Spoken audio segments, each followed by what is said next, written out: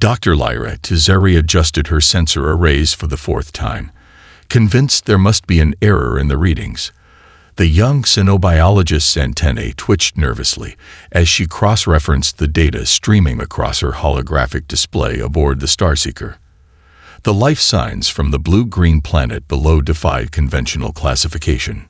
Captain Nexville, could you verify these readings? Lyra transmitted the data to the bridge, her three-fingered hands trembling slightly. The significance of what she was seeing could reshape their understanding of evolutionary paths. The captain's crystalline form shimmered as he processed the information. Most peculiar.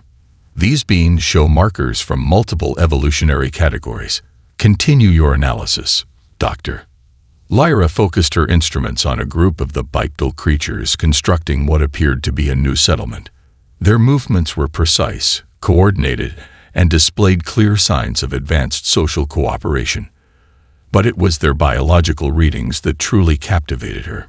Their endocrine system is unlike anything we've encountered, she muttered, recording her observations. They produce chemicals that enhance their physical capabilities far beyond their baseline, yet they maintain conscious control over their actions. The most striking feature was their sensory apparatus. Forward-facing eyes with excellent depth perception, highly developed auditory systems, and an astonishing number of touch receptors in their manipulator appendages. Each characteristic alone was unremarkable, but the combination painted a picture that made Lyra's scientific mind race with possibilities. A sudden movement on her screen caught her attention. A smaller creature, clearly in distress, had fallen into a water-filled crater at the construction site. Without hesitation, 3 of the bipeds immediately ceased their tasks and rushed to assist. Their movements were swift, coordinated, and displayed both strength and careful precision. Fascinating, Lyra noted in her log. They show immediate response to distress signals from their young, yet their physical capabilities suggest they could easily overpower most species. The evolutionary pressure required to develop such a combination. Her thoughts were interrupted by an alert from the ship's biological analysis system. The creature's digestive systems were processing an incredibly diverse range of organic materials. They were omnivores, capable of deriving nutrition from both plant and animal matter, yet their teeth structure suggested they had evolved from pursuit predators. Captain Nexville's voice resonated through her laboratory. Doctor, the Council is requesting your preliminary report. What classification do you recommend for these beings? Lyra studied her collected data carefully before responding. Captain, I believe we're observing something unprecedented. These beings, who call themselves humans, appear to have developed along a unique evolutionary path. They combine high intelligence with physical adaptability, social cooperation with individual capability, and protective instincts with innovative problem-solving. She paused, watching as the rescued young one was comforted by what appeared to be its social group. Most remarkably, they've retained their physical capabilities while developing sophisticated technology and social structures. They're not just surviving on their world, they're actively improving it. The Council will want a threat assessment, the captain prompted. That's the most intriguing part, Captain, Lyra replied, her scientific excitement evident in her voice. While they possess many traits that could make them formidable, they consistently demonstrate restraint and protective behaviors. They're not simple predators or prey. They've transcended that dichotomy entirely. The Starseeker's sensors detected increasing electromagnetic activity from the planet's surface. The humans were expanding their communication networks, reaching further into their solar system with each passing cycle. Recommend immediate diplomatic contact, Lyra concluded, finalizing her report. These humans represent an evolutionary path we've never encountered. Understanding them could revolutionize our understanding of species development. As she submitted her findings to the Galactic Council, Lyra continued observing the humans below. They had already resumed their construction work, the earlier rescue seamlessly integrated into their daily activities. She couldn't help but wonder how these remarkable beings would react when they learned they weren't alone in the universe. The Council's response would arrive soon, but Lyra already knew this discovery would change everything. Humanity's unique nature was about to reshape galactic society in ways none of them could predict. The sun rose over the snow-capped mountains of Europa Colony, casting long shadows across the crystalline ice fields. Krillax, the sole surviving science officer of the crashed Centaurian research vessel, watched in disbelief through his thermal shelter as the human search team continued their relentless advance through the blizzard. 3 planetary rotations had passed since their distress signal was sent, and the humans hadn't stopped searching. They moved with steady determination through conditions that would have forced any other species to turn back. The temperature had dropped to levels that should have frozen their bodies, yet they persisted. Log entry, Day 3 of observation. Krillax whispered into his personal recorder. The humans are displaying unprecedented stamina. Their core temperatures remain stable despite minimal protective gear. Most remarkable is their psychological resilience. They show no signs of giving up. Through his shelter's transparent walls, he observed the search team's methodical pattern. They moved in groups of 3, maintaining constant communication through their primitive radio devices. Their breathing produced clouds of vapor in the frigid air, yet their movements remained precise and purposeful. Lieutenant Chen, Grid Section 7 cleared. A voice crackled through the storm. Moving to Section 8, thermal readings indicate recent activity. Krillax adjusted his position, fascinated by their search methodology. Unlike the automated drones used by most civilized species, these humans combined technology with their natural abilities. They used thermal scanners, but also relied on their innate pattern recognition skills, checking places their equipment might miss. The science officer's attention shifted to one particular human who had been breaking trail through the deep snow for over 6 hours. According to his biological scans, the human's muscles should have failed hours ago, yet they continued pushing forward, occasionally rotating positions with their teammates to maintain optimal group performance.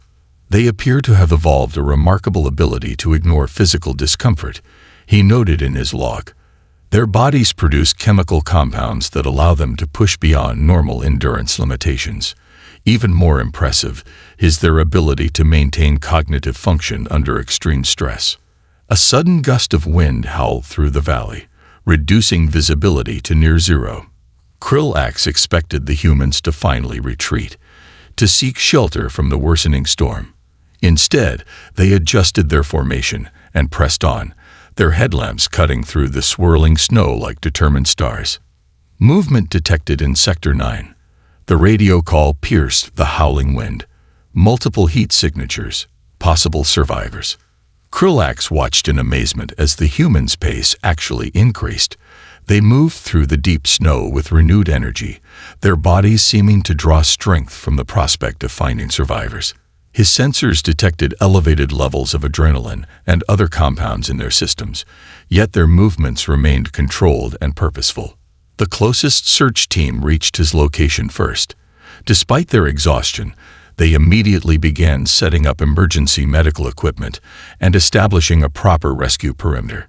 Their efficiency spoke of extensive training, but their genuine concern for his well-being suggested something deeper, an innate drive to help others. "Sir, we found another one." A human medic approached, her movements steady despite having trekked through the blizzard for hours. "Are you injured? Can you understand me?" Krillax activated his universal translator, still amazed by their endurance. "I am functional. How do you continue in these conditions?"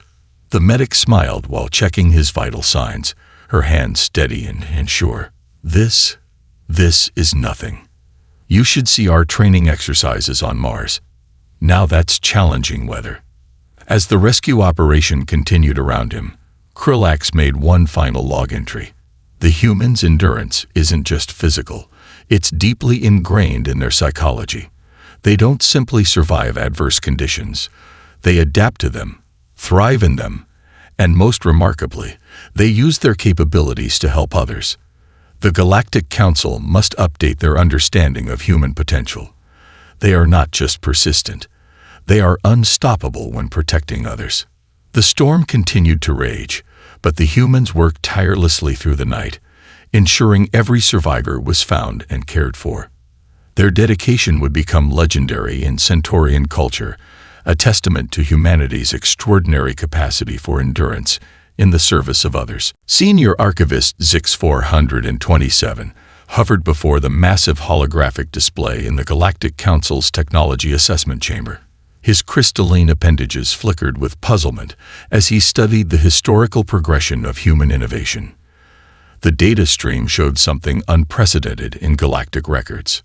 Most species develop tools in a linear fashion, he dictated to his research log. But humans show recursive development patterns. They create a tool, improve it, then use that improvement to recreate older tools with enhanced capabilities. The display shifted to show primitive human cave paintings.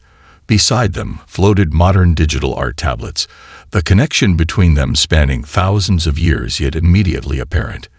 Humans hadn't just developed new tools, they had maintained their drive to create art across millennia of technological advancement. Director Valsha, ZX-427, transmitted to his superior. I believe we've misunderstood human technological development. Their innovation isn't driven by mere survival needs. Look at this pattern. The holographic display filled with images of human musical instruments.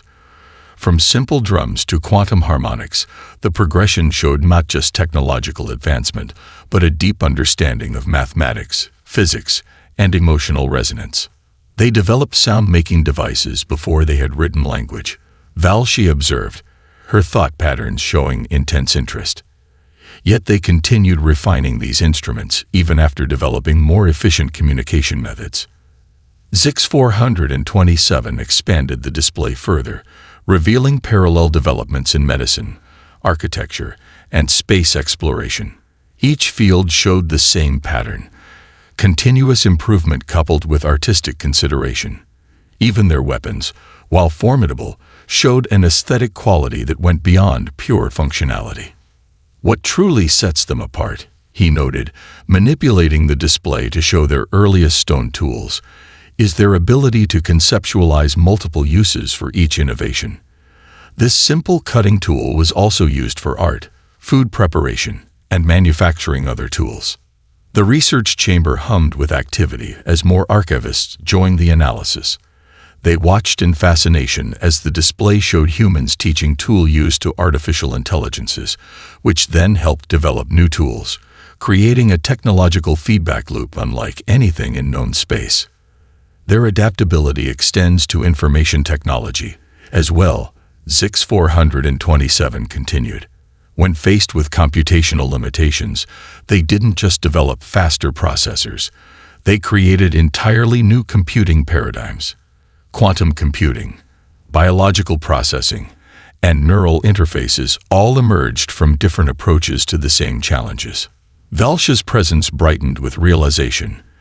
They don't just solve problems, they explore multiple solutions simultaneously. Each human innovation spawns dozens of variations, each suited to slightly different circumstances. The display shifted again, showing human medical technology. From simple herbal remedies to nanoscale surgical tools, the progression demonstrated an increasing understanding of their own biology, coupled with a drive to heal and improve. Most remarkable, ZX-427 added to his log, is their willingness to share these innovations. Unlike many species, humans actively distribute their technological advances, leading to exponential development rates across their entire civilization. The chamber fell silent as the final analysis appeared. Human technology wasn't just advancing, it was accelerating. Their tools were becoming more sophisticated, more integrated, and more powerful with each generation. Yet they maintained their original purposes: creation, exploration, healing, and connection. Recommendation for the Council, Valsha announced. Humanity's technological development must not be viewed as a potential threat, but as an unprecedented opportunity. Their innovative approach could help solve problems that have plagued galactic civilization for millennia. ZX-427 compiled his final observations as the display showed humans teaching their children to use tools, passing on not just the knowledge but the drive to improve and innovate. Their greatest tool, he concluded, is their imagination. They don't just use technology. They dream it into new forms. The technology assessment chamber powered down, but the implications of their discovery would resonate through the galaxy. Humanity wasn't just another tool-making species. They were artisans of innovation, crafting their future with creativity and purpose. The asteroid mining station Helios 7 buzzed with activity as the first joint human-alien mining operation entered its second month. Observer Cathal leaned forward in her monitoring booth, her 4 eyes focused intently on the teams working in the asteroid's core. Remarkable, she noted in her field journal. The humans have integrated our Praxan drilling specialists into their teams without any formal protocol adjustments. They simply adapted. Below her observation window, a human foreman named Sarah Chen coordinated with a Praxan operator, their movements synchronized despite their vastly different physiologies. The human used a combination of hand signals, vocal cues, and subtle body language that the Praxan had somehow learned to interpret perfectly. Team 3, we've got a density shift in Section Delta. Sarah's voice came through the comm system. Raj, bring your sensor array. Jun and Crystal, prep the support structures. We're not losing this deposit. Cathal watched as the mixed team responded instantly. The human named Raj moved forward with his equipment while the Praxan engineer, Crystal, activated their crystalline reinforcement system. There was no hesitation, no confusion, just fluid cooperation. Most intriguing, Cathal continued her notes. The humans don't just assign tasks. They create dynamic roles that shift based on each team member's strengths. They're treating their alien colleagues as equals, not just auxiliary support. A warning signal flashed through the mining chamber. A microfracture had developed in one of the deeper tunnels, threatening to destabilize the entire operation. Cathal tensed, expecting chaos. Instead, she witnessed something extraordinary. Without any central command, the human-alien teams reorganized themselves. Those nearest the fracture began emergency containment procedures while others cleared equipment and established safety perimeters. It was like watching a single organism respond to a threat. Commander Chen, Cathal called through the comm. How did your teams know exactly what to do without direct orders? Sarah's voice came back clear and confident. We train for scenarios, but mostly it's about trust and reading each other. Everyone knows their strengths, and we've learned to anticipate needs before they're voiced. A deep rumble shook the station as the teams worked to contain the fracture. Cathal observed how the humans used their natural intuition for group dynamics to bridge the communication gap with their alien colleagues. They had developed a hybrid sign language that combined human gestures with Praxan light signals. The efficiency improvements are unprecedented, she recorded. Human teams typically operate at 82% capacity. Praxan teams average 79%. But these combined teams are consistently achieving 91% efficiency ratings. They're not just cooperating, they're synergizing. The crisis passed as quickly as it had begun. The fracture was sealed, the mining operation stabilized, and teams were already returning to their regular duties. Cathal noticed how the humans celebrated their success by including their Praxan colleagues in their victory gestures. Modified high fives that accommodated crystalline appendages. Perhaps most significant, she added to her report, is their ability to form genuine social bonds across species barriers. The humans don't just work with their alien colleagues. They share meals, exchange stories, and even attempt to learn each other's jokes. Sarah appeared at Cathal's observation window, her mining suit covered in asteroid dust. Your people thought we'd need months of cultural integration training, she said with a smile. But sometimes you just need to trust people, or beings, to figure things out together. Cathal's final entry captured the essence of her observations. Human team dynamics transcend mere coordination. They create adaptive, resilient units that draw strength from diversity. Their secret isn't in their procedures or protocols. It's in their instinctive understanding that different doesn't mean incompatible. They don't just build teams, they build communities. The shift change began, and Cuthel watched as human and Praxan miners exchanged updates and friendly gestures before trading places. In just 2 months, they had created something unprecedented in galactic history. A truly integrated multi-species workforce that functioned as one. The emergency beacon of the research vessel Stellar Horizon blinked steadily in the purple twilight of the uncharted planet designated Koi 4878 bits.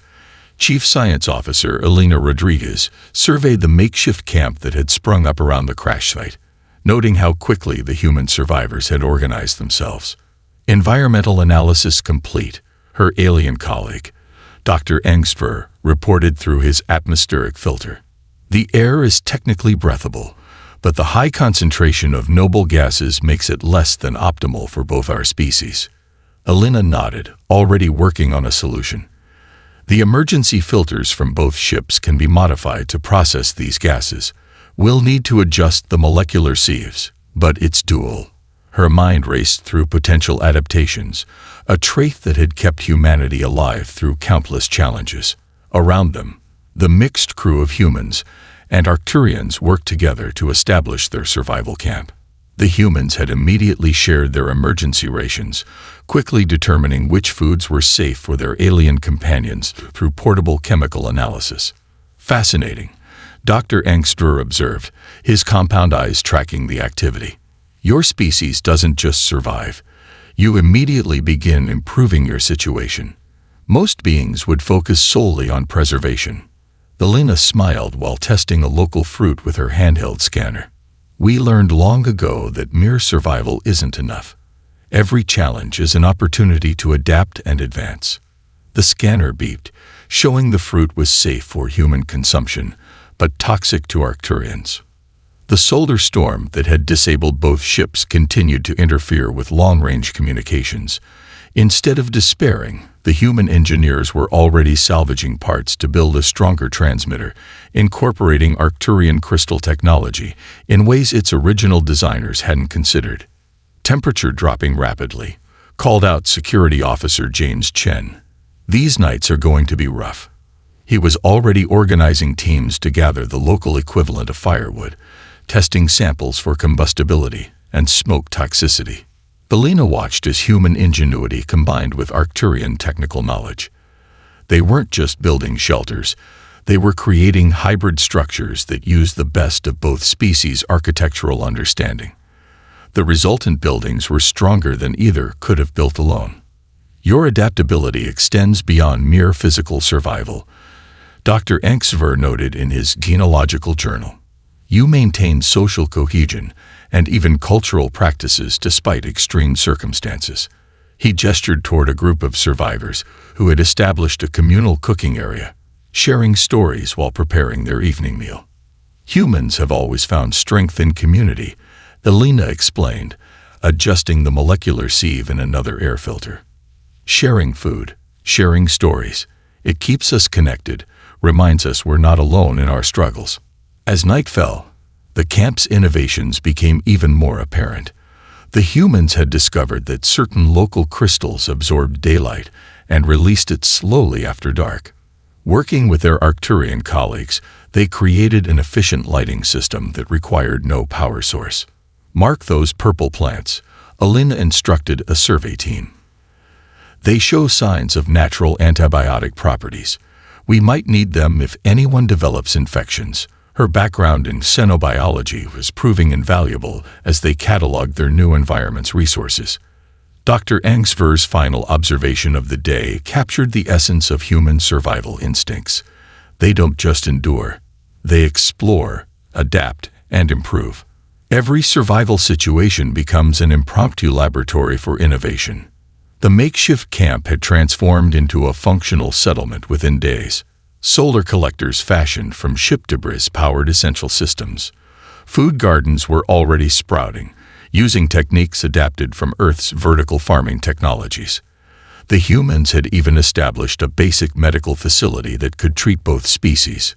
Rescue will come, Elena assured her alien colleagues as they gathered around the evening fire. But until then, we'll do more than just survive. We'll thrive. The flames cast dancing shadows across faces both human and alien, united in their determination to overcome their circumstances. The massive viewing gallery of the Galactic Technology Summit fell silent as the holographic display activated, revealing Earth's latest exploration vessel, the ESS Nautilus. Admiral Sarah Chen stood proudly before the assembled alien representatives, her weathered face reflecting the soft blue glow of the projection. "Distinguished delegates," she began, gesturing toward the ship's distinctive design. "The Nautilus represents more than just technological advancement. It embodies humanity's understanding of natural principles, refined through innovation." The vessel's external hull featured patterns that seemed random at first glance, but Chief Engineer Vic Stoller of the Regellian Science Academy recognized something remarkable. These surface configurations, he noted, his tendrils waving in excitement, they mirror the flow patterns of Earth's marine predators. Admiral Chen nodded, expanding the hologram to show the ship's outer layer in detail. Inspired by shark skin, the microscopic structures reduce energy consumption by 37% during faster-than-light travel. But we didn't just copy nature, we enhanced it. The display shifted, revealing the vessel's internal systems. The power distribution network branched like neural pathways, adapting energy flow based on the ship's needs. Life support systems mimicked Earth's natural cycles, creating a self-sustaining ecosystem within the vessel. "Most remarkable," commented Dr. Liana Navor, the Centaurian head of xenoengineering. "You've integrated biological principles into quantum mechanics. The ship's sensor array functions like a living organism's nervous system." The Admiral manipulated the hologram, highlighting the Nautilus's navigation system. "By studying how birds navigate during long-distance migrations, we developed quantum sensors that can detect spatial distortions too subtle for conventional equipment." The alien delegates watched in fascination as simulations showed the ship's adaptive capabilities. When faced with an asteroid field, it moved with the fluid grace of a sea creature. In combat scenarios, it displayed the swift reflexes of a hunting cat. "Your species has achieved something unprecedented," Vic Stoller observed, studying the technical readouts. "You've created technology that doesn't just serve its purpose. It evolves and adapts like a living thing." The hologram shifted again, displaying the ship's crew quarters. Here, the innovation was subtler but equally profound. Living spaces incorporated design elements from Earth's natural habitats, promoting psychological well-being during long voyages. "The Nautilus learns from its experiences," Admiral Chen explained, showing how the ship's artificial intelligence incorporated natural learning patterns. Like any living organism, it adapts to new situations and remembers successful strategies. Dr. Navor's analysis caused a stir among the delegates. "The energy efficiency readings are extraordinary. By mimicking natural systems, you've solved problems that have plagued space travel for centuries." The presentation concluded with a demonstration of the ship's emergency response systems. When simulated damage occurred, the hull responded like living tissue, sealing breaches and rerouting critical systems with organic efficiency. "We call it biomimetic engineering," Admiral Chen said, her voice filled with quiet pride. "But it's more than just copying nature. It's understanding why natural solutions work and then building upon them." The alien delegates conferred among themselves, their various appendages and sensory organs expressing amazement in species-specific ways. The Nautilus represented a fundamental shift in technological development. "Your ship doesn't just carry your people to the stars," Vic Stoller concluded. "It carries the accumulated wisdom of your planet's evolution, refined through human innovation." Admiral Chen's final remarks captured the essence of human technological philosophy. "The Nautilus teaches us that the best innovations don't conquer nature, they learn from it. We've combined billions of years of evolutionary refinement with human creativity to create something entirely new." As the presentation ended, the gathered species realized they were witnessing more than just a technological breakthrough. Humanity had shown them a new path forward, one that bridged the gap between natural wisdom and artificial advancement. The Grand Chamber of the Galactic Council hummed with tense energy as Ambassador Marcus Chen took the podium. Representatives from 1,000 worlds watched, their varied physiologies expressing everything from curiosity to concern about humanity's rapid advancement through the stars. Honorable Council members, Marcus began, his calm voice carrying across the vast chamber. I understand your concerns about Earth's expansion into the galaxy. However, I believe there's something you haven't yet recognized about our species. The Zoraxian delegation shifted uncomfortably, their crystalline forms refracting light in patterns of distrust. Your kind masters new technologies at an alarming rate. Their speaker chimed. The speed of your adaptation suggests aggressive intent. Marcus smiled, activating a holographic display above the chamber. It showed scenes from Earth's history, not of wars or conquests, but of healing, preservation, and cooperation. What you see as threatening speed, we see as responsibility, he explained, highlighting images of humans working to restore damaged ecosystems. The faster we learn, the better we can protect, not just ourselves, but all life we encounter. Ambassador Olveri of the Centaurian Collective leaned forward, her bioluminescent patterns showing interest. Yet your species maintains military capabilities far beyond defensive requirements. The display shifted to show Earth's rapid response teams in action, not in combat, but conducting rescue operations across different worlds. Humans working alongside alien species, facing natural disasters, and protecting endangered civilizations. Strength without compassion is meaningless, Marcus responded, his voice carrying conviction. Our capabilities exist to preserve life, not to end it. Consider the Proxima crisis last solar cycle. The chamber grew quiet as they remembered. When a stellar event threatened 3 developing worlds, human ships had been the first to respond. They'd evacuated millions, working tirelessly alongside other species to preserve cultures that weren't their own. Your emotional attachments make you unpredictable, noted the Regellian observer, their neural network pulsing with calculation patterns. You form bonds with species you've barely encountered. Marcus nodded, acknowledging the point. Our empathy is precisely what makes us effective protectors. We don't just recognize life, we value it in all its forms. The holographic display showed human scientists working with alien biologists, sharing medical breakthroughs, and establishing conservation protocols for newly discovered species. Most remarkable, Olveri observed, is your ability to learn from failure.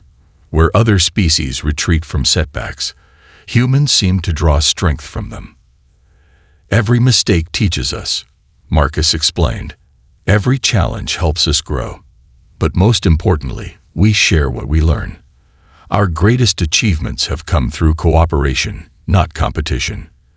The chamber's atmosphere began to shift as understanding spread among the delegates.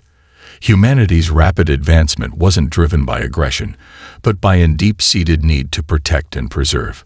We propose a new framework, Marcus continued, his voice strong with conviction. Let Earth serve not as your soldiers, but as your partners in preservation. Our strength, speed, and adaptability can complement your wisdom and experience. The Zoraxian speaker's crystals shifted to harmonious patterns. You suggest an interesting balance, your protective instincts guided by galactic wisdom. Precisely, Marcus smiled. We don't seek to dominate the galaxy. We want to help protect it. Every species has something to teach, and humanity is ready to learn. As the council deliberated, Marcus's final words echoed through the chamber. Our rapid advancement isn't a threat to galactic peace. It's our contribution to it. The faster we learn, the better we can serve as guardians of all life, working alongside every species toward a safer galaxy. The vote that followed wasn't just about accepting human expansion. It was about recognizing that humanity's greatest strength wasn't in their ability to advance quickly, but in their dedication to using that advancement for the benefit of all. The observation deck of the Galactic Council's headquarters offered a panoramic view of the rescue fleet assembling in high orbit, Ships of every known species gathered, their designs as varied as the civilizations that created them. At the center of this massive assembly, the distinctive profile of Earth vessels stood out, their biomimetic hulls gleaming in the starlight. High Chancellor Zixtal of the Council watched as Admiral Elena Rodriguez coordinated the unprecedented joint operation. The binary star system HD 459 had become unstable, threatening 12 inhabited worlds with devastating solar flares. Remarkable how quickly they organized this, Zixtal observed to his aide. The humans received the distress signal mere days ago, yet they've already assembled the largest rescue fleet in galactic history. The human vessels moved with practiced precision, guiding ships from less experienced spacefaring races into optimal formation. Their communication systems bridged the gaps between different species technologies, creating a unified network. All ships maintain formation. Admiral Rodriguez's voice carried across all frequencies. Remember your training. We're not just saving lives today. We're showing what we can accomplish together. The first solar flare erupted, its magnitude exceeding all predictions. Instead of chaos, the assembled fleet responded as one. Human ships took the lead positions, their advanced shields protecting smaller vessels as they approached the endangered planets. Their protective instincts served the entire galaxy now. Chancellor Zixtal noted, watching as Earth's vessels coordinated the evacuation efforts. They've turned their predatory heritage into something noble.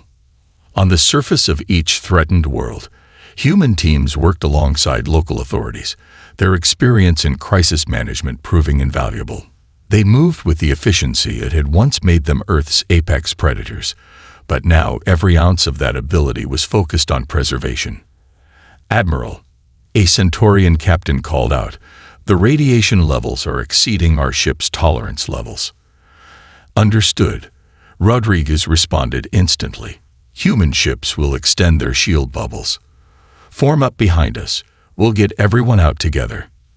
The rescue operation continued through multiple solar flares, each more violent than the last. The humans' endurance and adaptability proved crucial as hours stretched into days. They rotated crews, shared resources, and constantly adjusted strategies to protect their alien colleagues. Council records indicate no precedent for this level of multi-species cooperation, Zixtal's aide reported. The humans aren't just leading the rescue. They're teaching other species how to work together. The final evacuation ships cleared the danger zone just as the binary stars entered their most volatile phase. Not a single life was lost, and the collected scientific data would help predict similar events in the future. As the fleet regrouped at safe distance, Admiral Rodriguez transmitted a message that would be remembered for generations. Today wasn't about humans saving others. It was about all species learning that we're stronger together. Every ship here played a crucial role. Every crew contributed to our success. Chancellor Zixtal turned to address the assembled council members who had witnessed the operation. We once feared humanity's capabilities. We saw their speed, strength, and adaptability as threats. Today, we understand differently. The observation deck filled with representatives from across the galaxy, watching as the rescue fleet began coordinating the temporary resettlement of millions of refugees. Human ships now work to ensure every evacuee would have shelter and support. They've become what we needed most, the Chancellor concluded. Not conquerors or competitors, but protectors. They've shown us that the traits we feared could be the very qualities that bind our galaxy together. The rescue fleet's success marked more than just saved lives. It represented a new chapter in galactic history. Humanity had found its place among the stars, not by dominating other species, but by teaching them to overcome challenges together. As the binary stars finally stabilized, the gathered species understood that they had witnessed the true nature of humanity. They weren't the galaxy's deadliest predators after all. They were its most dedicated guardians.